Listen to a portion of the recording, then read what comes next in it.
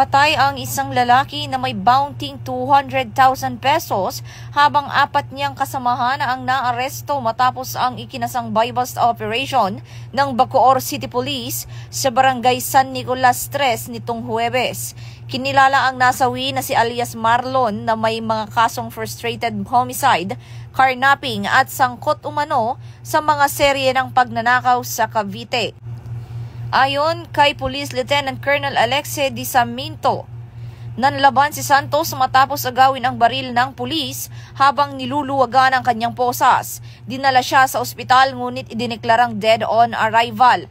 Ang grupo ay iniugnay sa magkakasunod na robbery incidents sa General Trias, Dasmariñas at Bacoor, kabilang ang pagnanakaw ng milyong-milyong halaga ng alahas at cash. Na-recover sa operasyon ang mga baril, bala, granada, iligal na droga at mga ID ng biktima.